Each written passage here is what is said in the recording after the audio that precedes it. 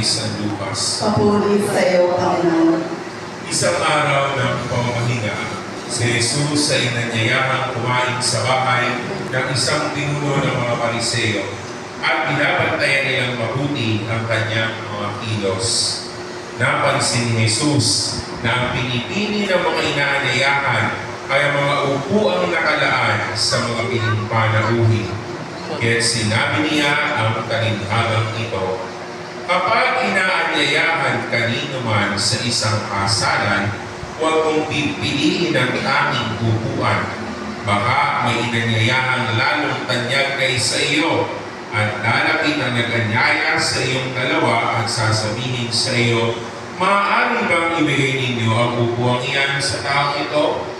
Sa gayoy mapapahiya ka at doon malalagay sa pinakaabang upuan.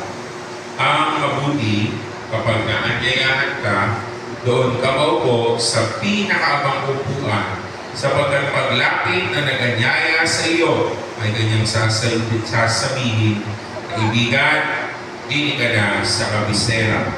Sa gayon, nabigyan ka ng malaking karangalan sa harapan ng mga panaruhi, sapagkat ang nagpapakataas ay ibababa at ang nagpapakababa ay itataas. Sinabi naman ni Jesus sa nag-anyaya sa kanya, kapag naghanda ka, huwag ang mga kaibigan mo, mga kapatid, mga kamag-anak o mayayamang kapitbahay ang anyayahan mo, sapagkat naanyayahan ka rin nila at sa gayoy nagantihan ka. Kung ikaw ay maghahanda ng isang malaking salo-salo, ang mga pulubi, mga bingkaw, mga pilay at mga bulag ang anyayahan mo, hindi sila makaganti sa iyo at sa gayoy magiging mapalad ka. Gagantihan ka ng Diyos sa muling pagkabuha ng mga banal.